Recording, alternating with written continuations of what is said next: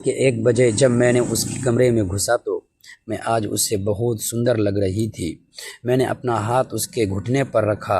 रंजीत को यकीन दिलाने के लिए हमें वो आवाज़ें, वो माहौल बनाना पड़ेगा रोहन, जो सुहाग रात पर होता है। मैंने फुसफुसाया। मैंने उसका हाथ पकड़कर अपनी कमर पर रख दिया। छूकर देखो, क्या मैं तुम्हें अपनी बीवी नहीं लगती? रोहन का हाथ कांप रहा था, पर उसने हटाया नहीं। मैडम, आप बहुत सुंदर हैं। शराब के नशे में उसके मुंह से सच निकल गया। तो फिर साबित करो। मैंने चुनौती दी। साबित करो कि मैंने 10 लाख रुपये बेकार नहीं दिए। मैं उसके और करीब खिसक गई। मैंने अपना सिर उसके कंधे पर रख दिया। दोस्तों, वीडियो में आगे बढ़ने से पहले वीडियो को लाइक और हमारे चैनल को सब्सक्राइब ज़रूर कीजिएगा। दोस्तों, चलते हैं आज की कहानी की तरफ। मेरा एक हाथ उसकी छाती पर था। उसके सूट के बटन खोल रहा था। माहौल बहुत गर्म हो चुका था। रोहन की सांसें भारी हो गई थी। एक मर्द की फितरत जाग रही थी। वो भूल गया कि मैं मालकिन हूँ। वो भूल गया कि यह नाटक है। उसने अपने दोनों हाथों से मेरा चेहरा थाम लिया। उसकी आंखों में एक अजीब सी दीवानगी थी। अवंतिका, उसने मेरा नाम लिया बिना जी या मैडम लगाए। वो मेरे होठों की तरफ झुका। वो मुझे किस करने लगा था। मेरा दिल भी ज़ोरों से धड़क रहा था। एक पल के लिए, बस एक पल के लिए मेरा भी मन हुआ कि मैं उसे ना रोकूं। मैं भी इस अकेलेपन से थक चुकी थी। उसके होठ मेरे होठों से बस 1 इंच दूर थे। उसकी गर्म सांसें मुझे महका रही थी। तभी मेरे अंदर का अहंकार जाग गया। मुझे याद आया कि ये मेरा नौकर है। मैंने इसे खरीदा है। जैसे ही उसने मुझे छूने की कोशिश की, मैंने पूरी ताकत से उसे धक्का दिया।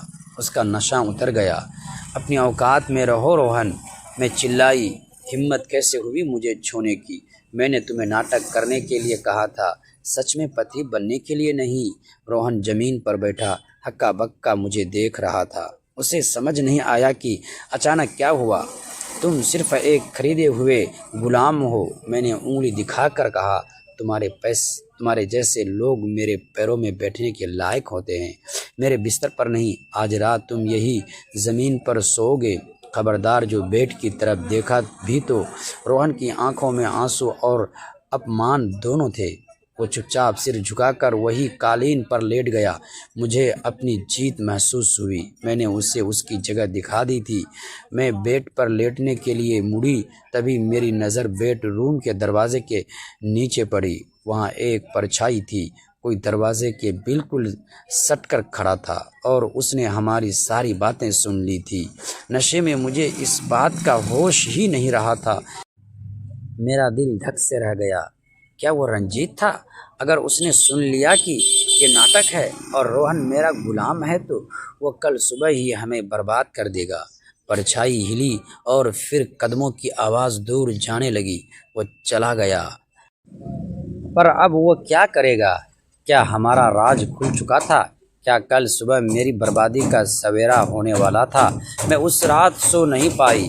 मैं बिस्तर पर करवटें बदलती रही और रोहन जमीन पर। हमारे बीच दौलत की दीवार थी और बाहर खतरे का तूफान। दोस्तों, कौन था दरवाजे के बाहर? क्या रंजीत को हमारे कॉन्ट्रैक्ट का सच पता चल गया है? और अब जब रोहन का दिल और स्वाभिमान टूट चुका है, तो क्या वो मेरा साथ देगा या अपने अपमान का बदला लेगा? ये 30 दिन का सफ़र अब एक जंग बनने वाला है। सुबह हुई। सूरज की पहली किरण के साथ ही हमारे बेडरूम के दरवाजे पर एक जोरदार दस्तक हुई। धर धर धर मेरा दिल मुंह को आ गया। मैंने रोहन को देखा। वो भी जाग चुका था। उसकी आंखों में रात वाले अपमान का दर्द अभी भी था, पर दरवाजे की आवाज़ सुनकर वो सतर्क हो गया। उसने उठकर अपना सूट ठीक किया। मैंने कांपते हाथों से दरवाज़ा खोला। सामने रंजीत सिंह खड़ा था। उसकी आंखों में नींद की जगह एक गंदी विजयी मुस्कान थी। सुप्रभात, उसने कमरे के अंदर झांकते हुए कहा। रात को बड़ी ज़ोर ज़ोर से बातें कर रही थी। औकात गुलाम, खरीदा हुआ पति। मैंने सही सुना ना? मेरा खून जम गया। उसने सब सुन लिया था। रंजीत अंदर आया और रोहन के सामने खड़ा हो गया। क्या वो बेनौकर रात को मालकिन की ज़मीन ने पर सुनाया? मुझे तो पहले ही शक था कि ये शादी नहीं नौटंकी है। अब देख मैं तेरा और तेरी इस मालकिन का क्या हाल करता हूँ। आज पंचायत जुड़ेगी और ये जायदाद मेरी होगी। मेरा खेल ख़त्म हो चुका था। तभी रोहन जो अब तक सिर झुकाए खड़ा था अचानक हंस गया। एक बेखौफ हंसी। उसने आगे बढ़कर रंजीत की आंखों में आंखें डाली।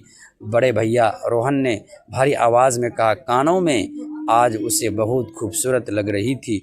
उसकी नज़रें बार बार मुझ पर ठहर जाती जैसे पहली बार देख रहा हो। मैंने हल्की सी मुस्कान के साथ पूछा, क्या हुआ, ऐसे क्यों देख रहे हो? वो थोड़ा झेंप गया, फिर धीमे से बोला, आज नहीं, तुम तो हर दिन खूबसूरत लगती हो, बस आज एहसास ज़रा ज़्यादा हो गया। उसकी बात सुनकर मेरे गालों पर हल्की लाली उतर आई। दिल की धड़कन तेज़ हो गई और उस पल मुझे लगा जैसे समय थम सा गया। सिर्फ हम दोनों और हमारी खामोश मोहब्बत बाकी रह गई हो। दोस्तों, अगली बार देखने के लिए चैनल को सब्सक्राइब ज़रूर कीजिए।